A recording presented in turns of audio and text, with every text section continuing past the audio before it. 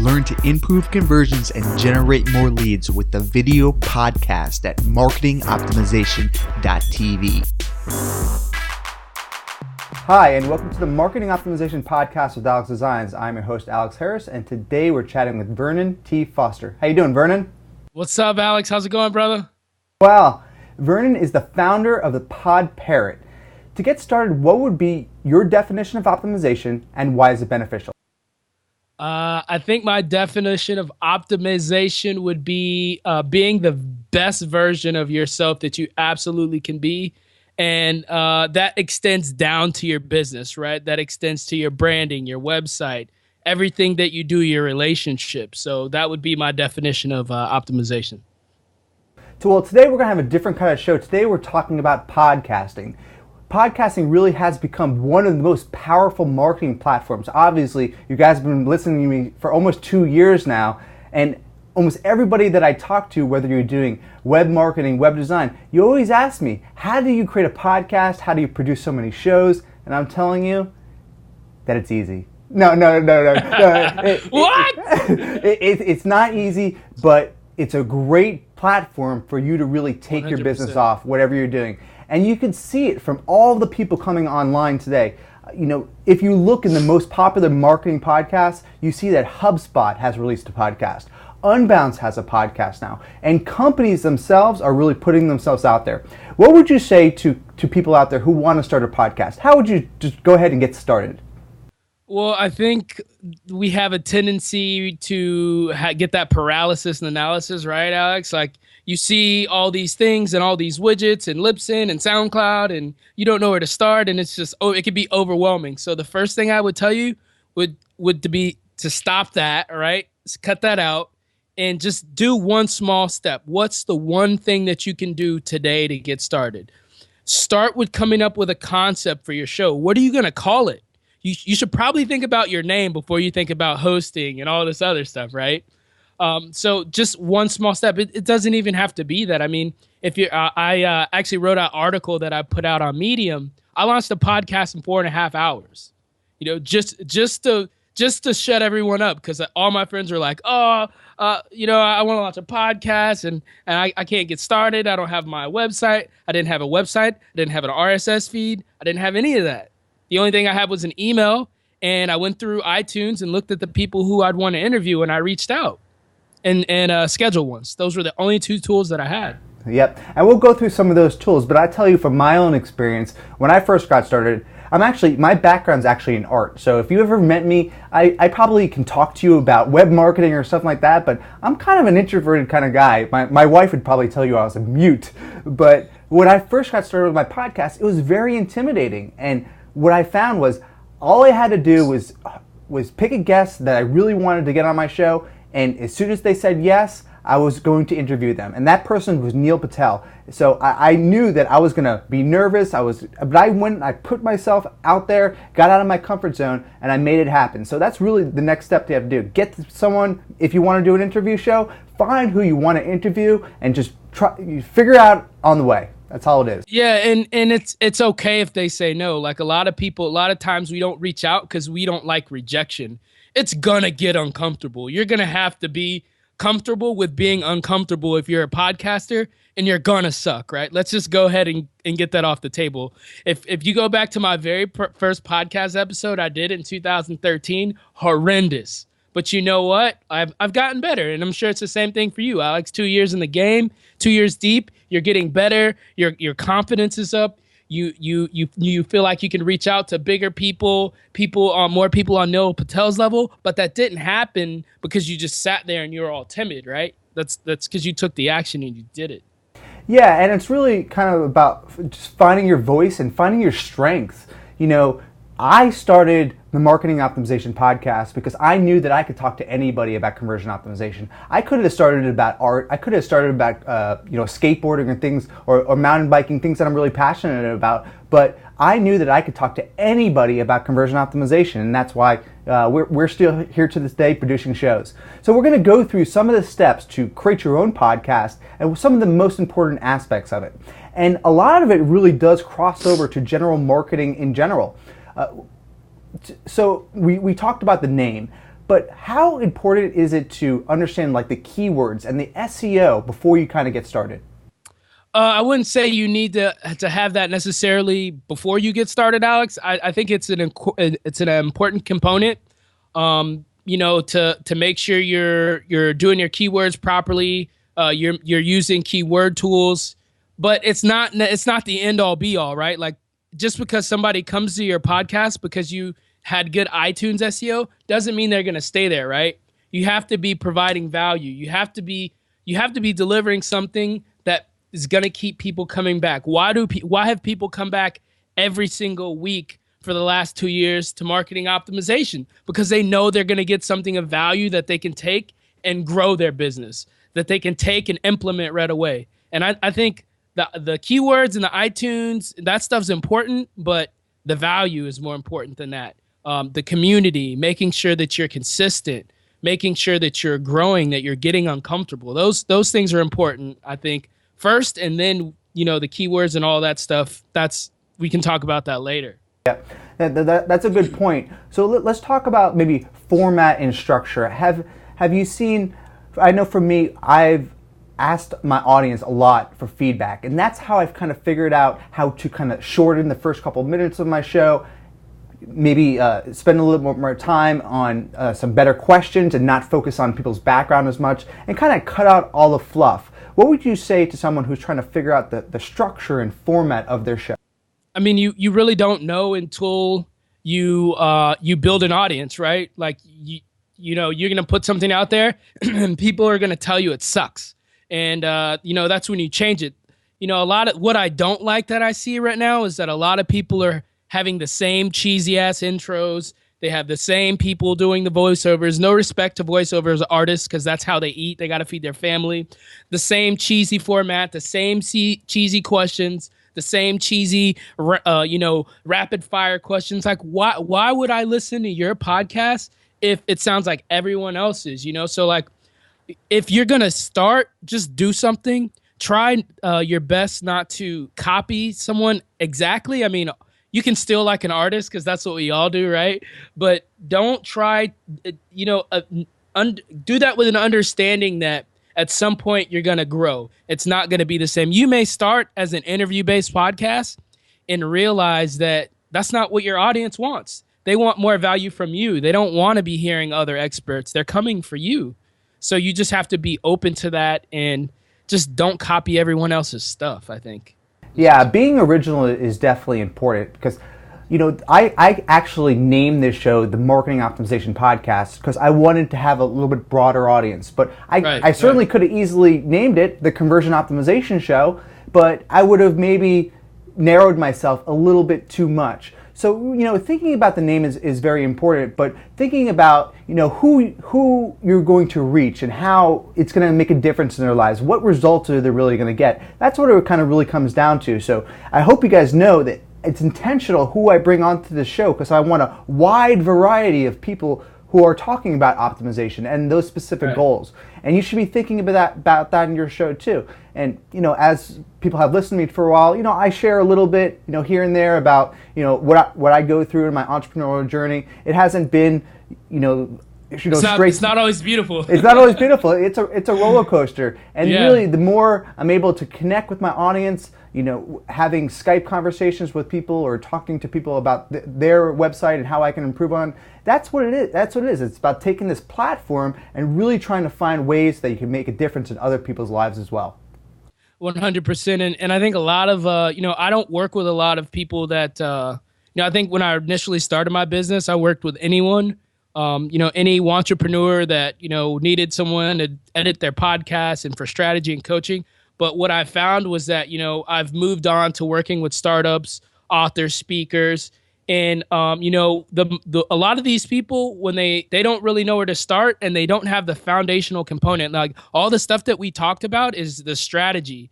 And, some people have the ready, fire, aim mentality, and that's cool. If you're going to go back at some point and you're going to really map this out, but I recommend having a solid foundation first, knowing who you're going to serve, knowing your audience, figuring out, what kind of format you're going to put yourself out there. How are you going to connect? What social media, where's your customers at?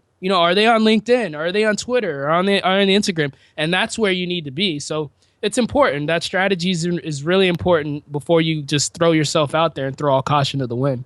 Yeah, absolutely. That definitely makes sense. And there's a lot of ways to kind of measure a lot of this stuff. Can you talk a little bit about maybe some of the analytics or some of the foundation where you can kind of go in and figure out what your most popular shows are or where people are listening? How do we discover some of that data?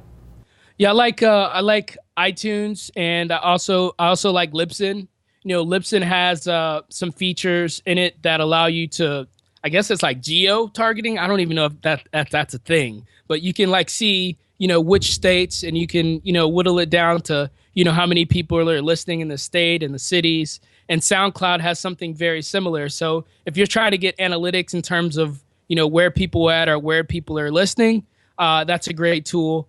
Unfortunately, podcasting is kind of still in the stone ages when it comes to a lot of this analytics and stuff.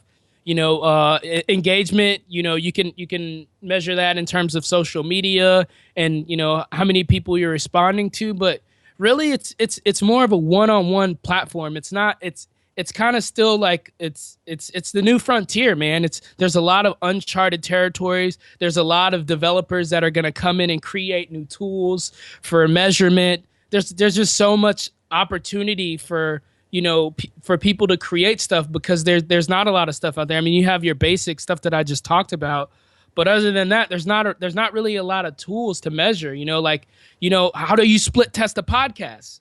I don't know. Maybe you create a dual feed. I mean, that's something I've thought about in my mind, but you can't do that yet. You can create a dual feed, but you can't split test a podcast yet. But that's something that, a smart person's going to come up with. I'm not that smart, but somebody's going to hear this and go create that. Yeah, split test the title of the show to see which one gets more listens. Exactly, headlines, right? Yeah, copy. That would be interesting. Split test the copy. But I mentioned the analytics because, people do ask me about that. But I tell you, you can go into the analytics and you can look at those geolocations. And I tell you, I recently just did that, and I found that I actually have a decent audience in Romania. I didn't know this, and it just turns out, whatever it was, the universe happened, and I got a speaking gig in Romania. I was like, wow, I found that I had a listenership in Romania, and now I'm speaking there potentially next year. And, so those things could really work in your favor, whatever you're doing. Did you reach out to someone in Romania, or they just hit you up? No, they came to me. That's awesome, man. Yeah, that's awesome. It was pretty wild, but I actually sent them a screenshot. I was like, oh, look, I actually have a listener base in Romania. Maybe I can bring some people to the actual gig. Yeah, that's another. I'm glad you brought that up, Alex, because that's another important thing. Several years ago, we had a brick and mortar business. You're limited to your hometown. A podcast really gives you a global voice. I mean, you're speaking in Romania, dude. Like, how would that ever have happened without you having a podcast? So if you're a company, if you're a startup and you're listening to this, if you're a small business owner, if you're an author and you don't have a podcast, you're missing out. You're really not you're limiting your reach, because when you can be global, you're just staying in your own little bubble right here when there's so many people out here that wants that value, and you're basically stealing from them because you're not giving the people what they want. Yeah.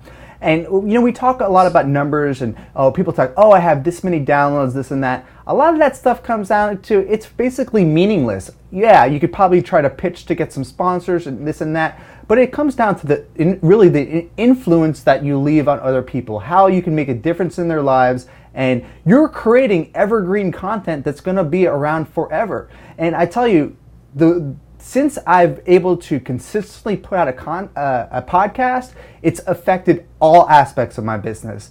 I produce this in video, I strip out the audio, put it on iTunes and SoundCloud, write a blog post about it. So you can take one piece of content and just distribute it across multiple channels and reach so many more people with great evergreen content. Yeah, I mean, it's I call it it's perpetuity, right? Like people may know that finance word or whatever, but it's always out there. It's always going. So imagine having a billboard that you own and you don't ever have to take it down. I mean, and it's always on the side of the road. Like, that's super valuable, And in terms of the downloads, I hate when people talk about downloads. I think it's a fucking vanity metric. It pisses me off because you see, well, one, it's deflating for people who are just getting started. Okay, and two, like I've talked to people in my industry with people, and they've had people that reached out to them that have 100,000 downloads, and they don't have any money. Like they can't pay their Libsyn bill at the end of the week, you know? So it's not about downloads. It's about that thing you just said. Who are you connecting with? How many people are you influenced? You know, one of my favorite marketers is Gary Vaynerchuk. You know, you look at this guy, Wine Library TV, to where he went from where he is now. I think at some point somebody asked him, you know, well, what were your download numbers? Or, you know, he's like, I don't even know. I can't even tell you because that's such a minuscule piece of the puzzle. You know, like yes, that's important. I'm not going to say that it's not, because you want to know that people are listening. Like if there's crickets and you got 0 downloads, you probably need to do something different. But if you're more worried about checking your Libsyn stats than you are about focusing on the value that you're putting out there, that's the wrong way of thinking, man. Yeah, and as Gary Vee says, it's definitely a marathon. It's not a sprint. You got to think about the long term, how you're really affecting people in the long term. And Gary's a perfect example, taking his videos out there, engaging in the audience, and really getting more people involved in the show. And that way, he's not only creating a community, he's actually taking all of the Ask Gary Vee questions, some of the most popular ones, and he's turning it into a new book, Ask Gary Vee. Yeah, and you want to create, Gary Vee is brilliant with this, but you know what he's creating? He's creating disciples. He's creating apostles. Like, I mean, some people may, call me out on this for being, but he's basically making himself a Jesus. He's creating people that worship everything that he does, that follows everything that he does. And whenever he drops them, he gives it all away for free. All the way for free. When he drops a book, you know what he does? He sells 100,000 copies. I think that's right. I don't know. Maybe more.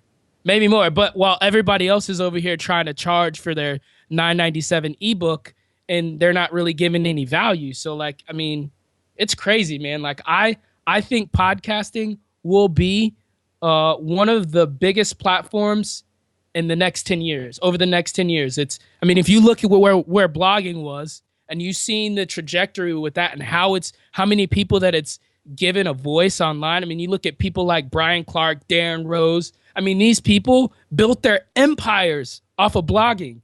And here we are. We sit at the very forefront of podcasting. It's the next frontier. Nobody knows what's going to happen.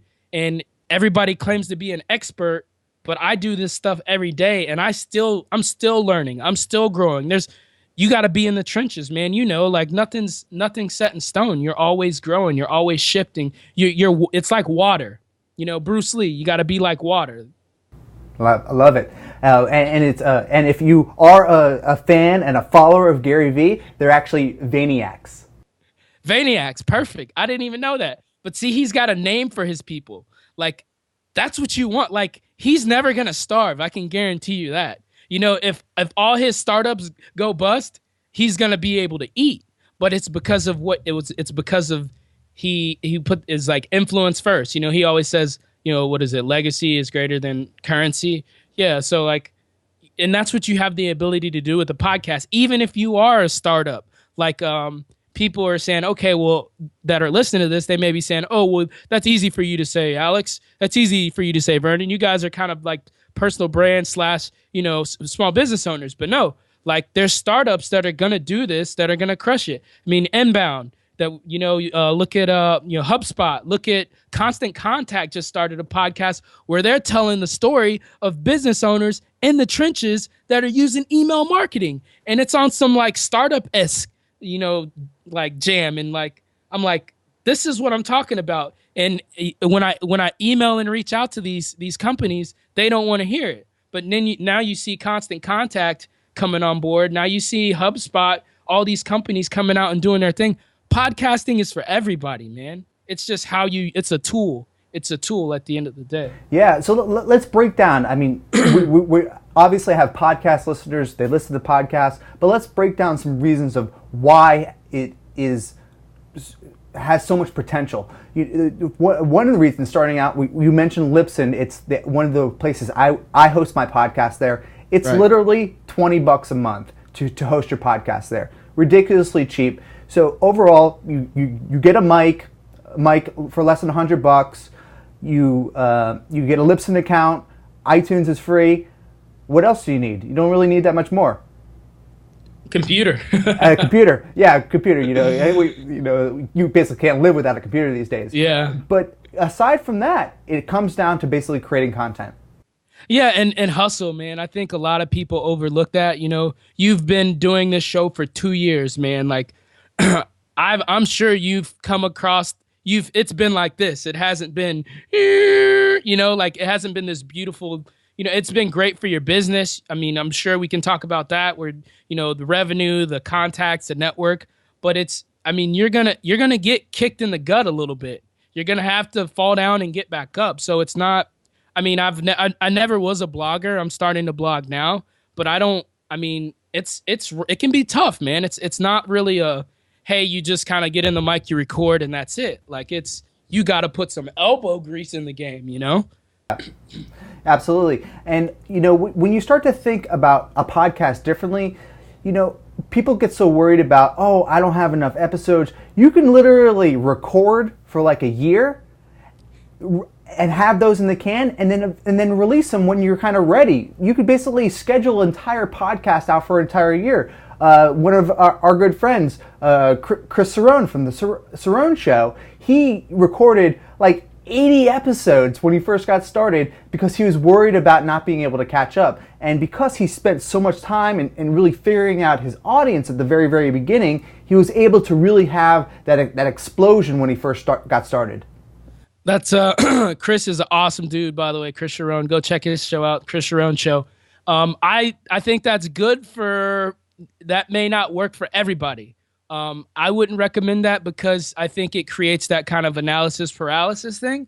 If that works for you, cool. Like if you're a very busy person and that like you don't have a couple hours to put in this every week, and you're gonna go on some John Lee Dumas, hey, 7 day a week, I'm gonna grind style. Yeah, you probably need to have some silos lined up. And I run into this problem a lot with my clients where I'm like, hey, did you record? Did you stack?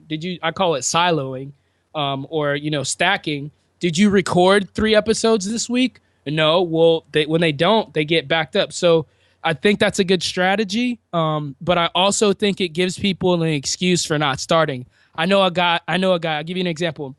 I know a guy. I won't say his name. I love this guy to death. He's an amazing person. I won't say his name. And I'm not picking on you if you're listening to this. You know who you are. He recorded interviews last year at Podcast Movement with people like John Lee Dumas, Pat Flynn, Jared Easley, Dan Franks. I mean, everybody that you can think of, he's got an interview recorded. And you know where they are? Exactly. And that's a shame. I love him. And I hope that one day he just puts it out. But I've done the same thing, man. Like I'm guilty of it too. Like I've recorded a bunch of podcasts with the intentions of putting out a podcast, and I didn't put it out. Just because when you think about something too much, sometimes you just kind of get lost in it. So yeah. Well, what does the Facebook dude say? If you're not, when you're working on something, and if you're not breaking something, you're not breaking something along the way, you're not moving fast enough. So, yeah. You really want to intentionally try to get out of your comfort zone and try things that may not necessarily work. 100%. And then kind of pivot and shift from there. So let's talk about, after you created content and you've been going for weeks or months or so, majority of people don't make it past episode 7. They start to pod fade. So what would pod fading? That's an old school term. Yeah, there you go. So what would you say to people who, how do you stay motivated when you don't want to produce shows? It's hard because everybody's different, but I would say, and I've quit on 3 podcasts, by the way. So people are like, what? You can't give. I think you really need to be honest with yourself, right? Like the reason why my company exists is because I started when I launched Event Supremacy, my last podcast, I was like, I'm gonna be like John Lee Dumas, man. Like everybody, I'm 7 days a week, brother. I'm gonna ignite, man. And what happened was I failed miserably because it was just me. But then I realized, well, I don't have to do this all myself. I need a team if I'm gonna do a 7 day a week. And then I just was like, well, I just rather do this for other people and charge them. I figured out that I created I had a business from failing. But if I would have been really honest with myself, I would have been like, Vernon, you're an event planner. You got these other things going on. Why don't you just start with one podcast a month? That's a novel idea. Why don't you start with one a week and then work your way up to 17,000 million episodes, or if you want to do 70 a week, but just start small, I would say. And don't beat yourself up when you do fall down, because we're all going to fall down. I mean, we've talked about this. I actually shared I got real vulnerable on Facebook, and you actually commented on one of these posts. And, it hasn't been easy for me running a business, the last year, with this company, and I've fallen down, but it's about how you get up. It's about, if you remember that you're there to serve people, and that it's not about Alex, it's not about Vernon, it's not about, whoever is behind this mic right here. It's about the people who are listening. That will be your motivation. Start with why. My coach and my good friend Jason Walmack, he calls it your so that. So I'm podcasting so that. 2 years from now, when people hear about me, like I can charge whatever I want. I'm podcasting so that my little startup will be, like AppSumo, or I can hang out with Neil Patel. I'm podcasting so that I can meet Alex. I'm podcasting so that I can meet, people like John Lee Dumas or Pat Flynn, or, you just have to step back and get to the fundamentals of why you started it, I think.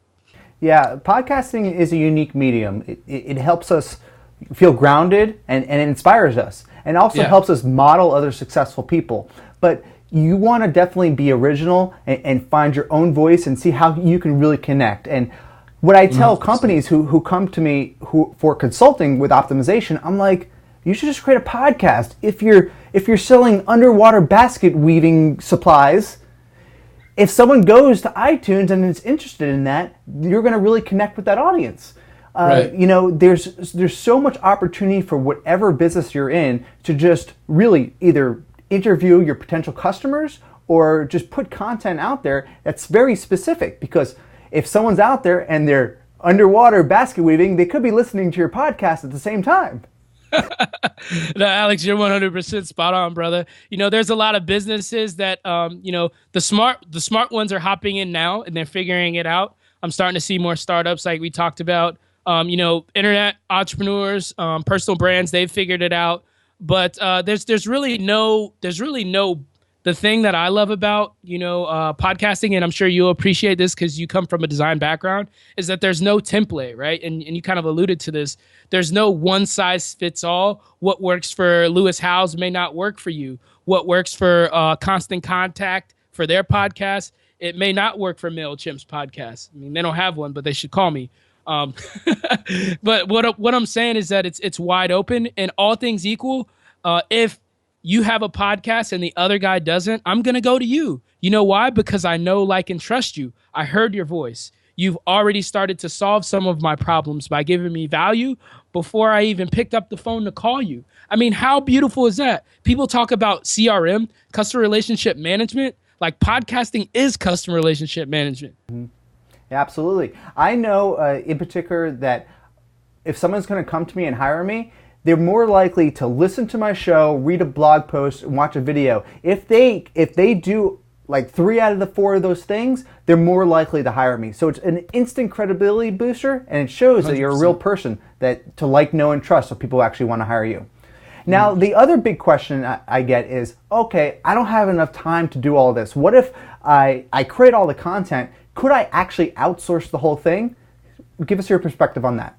Yeah, I mean, what we do we actually work with a lot of a lot of speakers, coaches, small business owners, and to be honest, they don't have the time. So it's as simple as them hitting record on this microphone or a microphone, and a file getting dropped into Dropbox, and we use Trello for a lot of the management and Slack. So they don't have to do anything except hit record. Some people like to have more control than others. I especially for podcasters who already started, it's kind of like their baby, right? It's like, don't touch my baby. You get all emotional about it. You're very particular about people who you bring on your show. Rightfully so. You've put 2 years of hard sweat and work into this, sweat equity into this to build it. So I think the short answer is yes, it could be outsourced. I think the other side of that is that you have to be willing and flexible to let go a little bit, which sometimes for people who are doing a lot of things or are really kind of like to have control on the creative end, it's hard for them to let go. Yeah, no, it's important to find someone, if you are going to outsource, is find someone that is going to take the time, because if you just hire someone, let's say, I'm not saying another country or something like that. It doesn't matter if they're not in another country. If you're going to hire someone on Elance or Odesk and they're not going to take the time to really put the quality into editing it, it's not going to be worth your time to actually outsourcing. I actually had some bad experiences with actually outsourcing my show, and people complained about it, and rightfully so, they should have. But so you want to be sure to give it to the right people. Experts. Yeah, absolutely. Who are going to take the time to really put the quality into the show, because no one's going to believe in your show like you do. So you want to find people who you can really team and partner with. Yeah, and a lot of people think that like if you talk about investments, right? A lot of people don't look at a podcast as an investment, but it is. Like if I told you, if you invested, $30,000 or $40,000 into something, for the next 4 years or the next year, and you could have unlimitless potential in terms of the clients you serve, and people would be coming knocking on your door for book deals, for speaking deals, for joint venture partnerships, would you spend that money? Like if you could look into the future and see that, of course you'd spend the 40 grand, but people are still like, well, I kind of want to outsource on Elance. I think I can get that for Fiverr for like $10. And then you're spending your time putting it all together when that's not what you're the expert on. You're the expert on your optimization or whatever you do, or, email marketing, and you're trying to learn, and you're doing your post-production and you're typing up your show notes and you're sending stuff to VAs. Like, why? Yeah, doesn't make totally. sense. All right, cool. Well, let's tell people about PodParrot. What do you guys do, and how people can find out more about you? Yeah, awesome. Well, we have kind of 2 flagship deals right now. What we do is basically for small business owners, authors, speakers, and coaches. Those are the kind of our bread and butter, the main people we work with. For somebody who doesn't want to do any of the work and they want to be really lazy, and and they don't have a problem making the investment. They basically just hit record on a mic.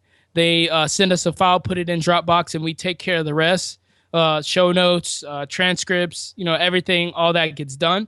The other service that we're kind of experimenting with right now is interview bookings. So it's a lot of people you've seen, like Seth Godin, Chris Guillebeau, when they launch a book, they go on something that's called a podcast tour. So instead of actually going to these cafes or these bookstores, Barnes and Nobles, or your local mom and pop's bookstore like you traditionally had to do on a book tour, you actually can do that with a podcast. Now, you have to be very careful about how you reach out to people, right? Like it's not just, there has to be a relationship there. There has to be some reciprocity, as Cialdini would say. So we're experimenting and doing some of that, and we're seeing some really kick-ass results, man. I'm excited for where that's going to go. Yeah, no, it's actually key. I mean, I just released the book, and I've been on, as you say, a podcast tour, trying to basically get my word out there. It doesn't matter if the person has, 5 listeners or 500 listeners. If I could just really, convince, one person on that show that they should be fixing their website by X, then it really does make a big difference. So, getting onto the right shows is really a big deal for whatever business you have, even if you're not even launching a book. Yeah, 100%. So was that pretty successful, I imagine? The Yeah, podcast absolutely. for you? Yeah, it's still going right now. I just recently launched the book, and through the next couple conferences, I'm going to be kind of releasing it Nice. again and again and again. But yeah, I've been doing 3 to 5 interviews basically almost every day for like the last 3 weeks.